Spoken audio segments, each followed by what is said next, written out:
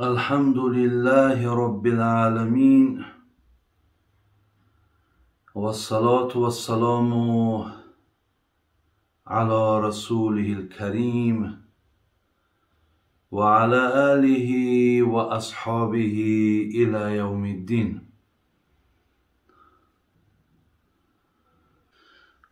سوال دیگری که از ما پرسیدن، گفتن بسیاری همین جوانها، خواهرای ما باشه، خواه دادرای ما باشه، پیش از همخوابه شیدن دعای همخوابگی را نمیدونن. آیا همینها را مقصد یک شما تعلیم میدادین؟ در ذهنتان بگیرین دعایی که از پیامبرمان ثابت شده است برای کسایی که همخوابگی میکنن و خلاص گوییم که مقصدشون آوردن فرزنده. پیامبر تعلیم داده است که پیش از همخوابگی اولا بسم الله بگین. بسم الله. اللهم جنبنا الشیطان و جنب الشیطان ما رزقتنا. یک بار دیگر میگم بسم الله. اللهم جنبنا الشیطان و جنب الشیطان ما رزقتنا. معنیش چیه؟ شما میتونید که اگر با عربی هم بگیم گفتن نتانین، با تاجیکی هم میتونیم بگیم بسم الله. بسم الله شما میتونیم با عربی هم بگیم، میتونیم با تاجیکی هم. به نام الله.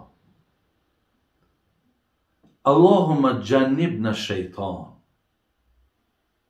الله مهربان، شیطان را از بین ما دور بگردان. یکم داشت. دو و جنب الشیطان ما رزقتنا. الله مهربان، از حاصلی که همین جمشوی ما هست که حاصلش باید فرزند شود، خدایا فرزند ما را هم از شر همین شیطان نگه بدار. اگر همین دعا را شما کنین، انشاءالله از خدای مهربان امید است که دعای شما را الله مهربان اگر قبول کند، این فرزند صالح به دنیا میاد. لیکن من مصلحت دیگرم در این بین دادنیم.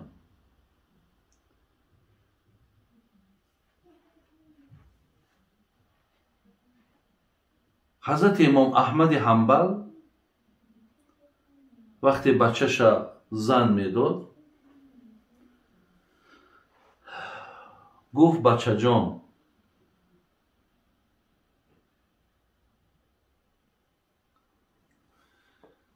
هرگاهی که اگر با زنت خواهشی خانه‌داری کردی، آیا دوست می‌داری که زنت خودش زینت بخشه؟ مقصد پیش از همخوابگی موافق قاعده دینمون باید زن و مرد آبازی کنن. از دیدین که مرد اول با زن همخوابه میشون و بعد آبازی میکنن. بعدشم در کاره، بعدشم واجبه. یعنی بعد همخوابگی وقتی که با زن آدم در حالت جنابت قرار میگیره، بعد غسل میکنین. لیکن پیش از خانه‌داری هم باید زنم آبازی کنن، مردک هم آبازی کنن، یعنی بدنهاشون تازه کنن. بینین، بعد از آن خوشبویی کنن. زن خودش مقصد همون زیب و زینت بته و با مردکش مقصد همخوابگی کنن. وقتی که همون همخوابگی که با چی قدر بگیم خواهشات، با چی قدر ذوق با چی قدر شوق وقتی که انجام می‌یابد حتی در فرزند سالم آمدن هم تأثیر داشته. امام احمد حنبل بچه‌ش گفت تو میخوای که وقتی با زنت خانه‌داری کنی زنت خودش زیبا کنه؟ گفت بله. گفت بدان که همون زنم میخواه که مردک پیش از همخوابگی خودش هم او هم تازه و آلفته کنه. یعنی معنا چیه؟ معنا همین است که قرآن میگه اکملت لکم دینکم. خدای مهربان ببین یک دینی را برای ما روان کرده است که تا همخوابگی مانه برای ما مصلحت میده.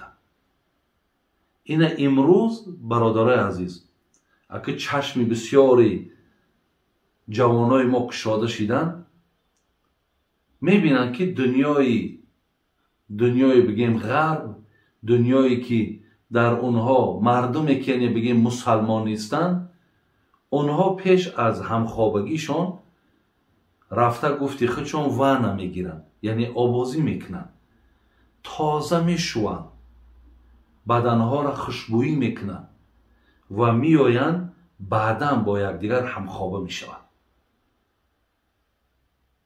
همین چیز برادرای عزیز و خواهرای عزیز از اسلام ما هست، از دین خودمان هست.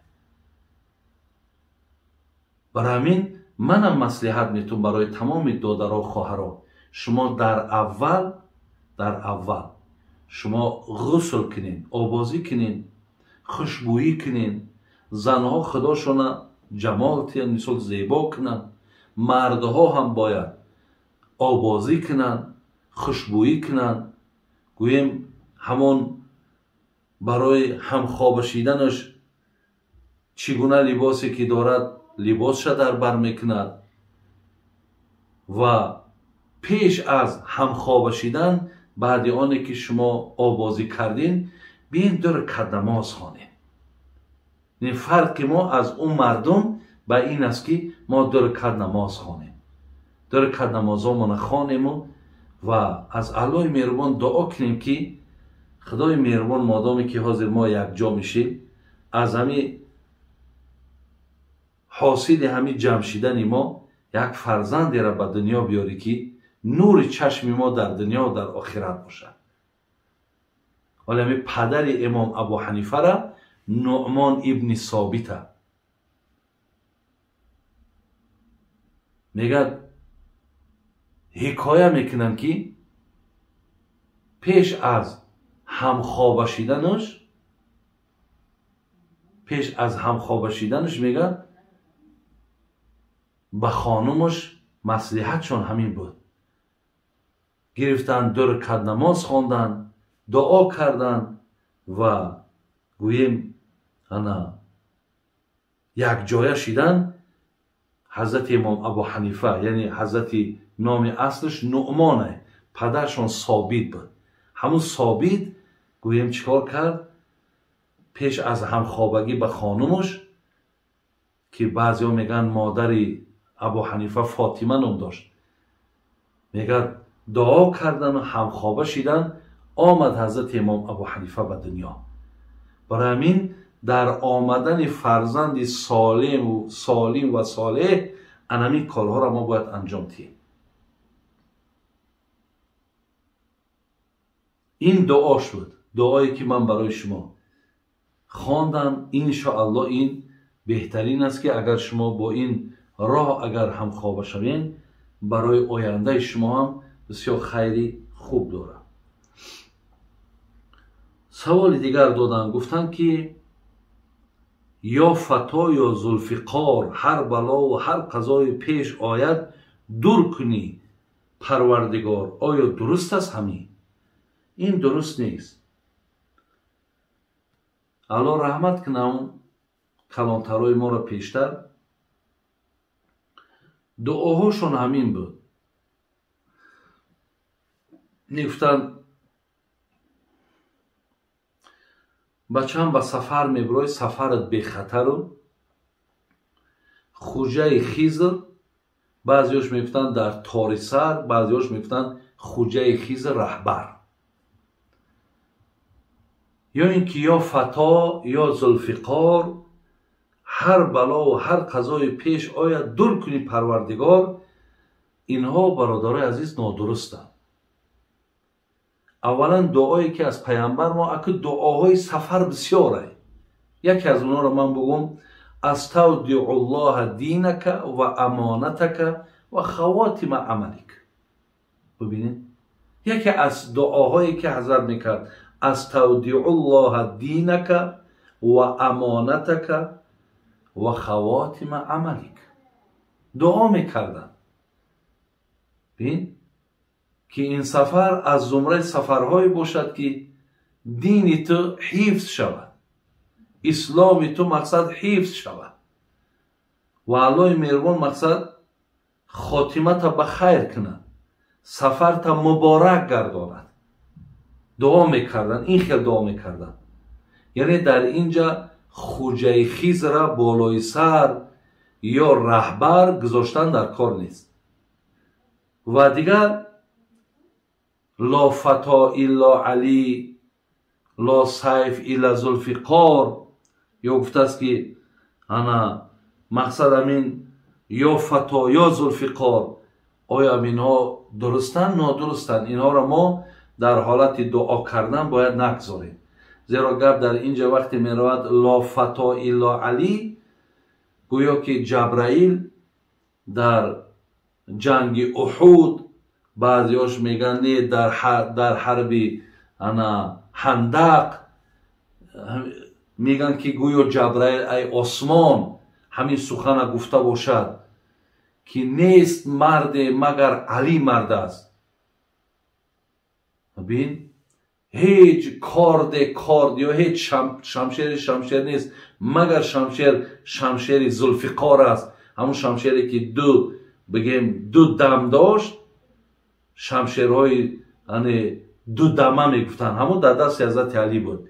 گویا هیچ کارد نیست مگر این که مقصد کارد حضرت علی کارد است. این گپ‌ها یگان اصل نداره، هیچ اصلی نداره. حضرت سعد ابن ابی وقاص در جنگ احد میگه سخنی را که از پیغمبر شنیدم برای من بهای دنیا و آخرت داد. گفت پدر و مادرت من فدات کردم. ببین یعنی وقتی که میدید حضرت سعد تیر میانداخت چی گفت؟ گفت که تیر بیانداز ای سعد، پدر و مادرم فدای تو باد. برای همین یعنی در بسیاری از غزوه ها اصحاب پیغمبر همشون سپر کردگی بودن جانهاشون برای پیغمبر و برای دین الله.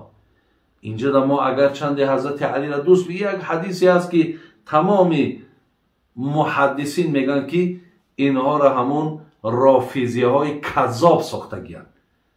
یعنی اهل تشیع برادر از این حدیث ساختن که گویا که مقصد از زبان جبرائیل، گویا که از زبان پیامبر صدا داده باشد که هیچ مرد مقصد مثل علی مرد نیست، یا هیچ شمشیر بجز شمشیر علی شمشیر نیست. اینا یگان اصلی ندارن.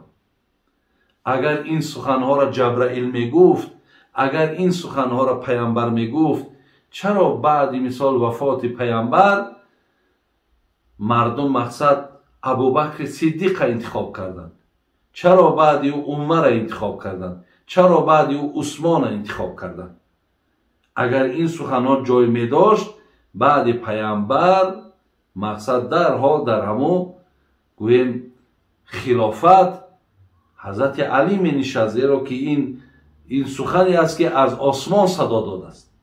برای این چیزهای ساختن. هیچ وقت این حدیث ها را حتی جلال الدین سیوطی هم، حتی امام علی قاری، مولا علی قاری میگیم در موضوعاتش، ابن عدی، همه اینها این حدیث موضوع گفتن. یعنی این را مقصد تکذیبش کردن، اینا دروغ هم گفتن. برای این حدیث هم نیست که لا فتا الا علی لا سیف الا ذوالفقار، یا بگیم یا فتا یا علی یا فتا یا ذوالفقار، هر بلا و هر قضا یا شرک میشوند. برادر عزیز، اینها را ما در دعاهامون باید نه هرگاه دست برداشتی میگه در آیت‌های قرآن بینین دویم الله مهربان ما را همیشه در دعاش فقط و فقط ما باید که به الله مراجعت کنیم. الله مهربان مقصد سفر همین نفر نیک گردان، سفرش خوب گردان. الله مهربان یک سفری باشد که در این سفر این بنده تو معصیت نکنه، یک سفری باشد که از تمام همون گوییم که امانت هایی که بر ذمه‌اش است، از تمام اعمال هایی که بر ذمه‌اش است، از عهده اونها برآمده تواند. الله مهربان از جمیع ضررهای زمینی و آسمانی، یعنی فقط به الله مراجعت میکنیم، انشاءالله بعد این موافق به تعلیمات دین ما میشود.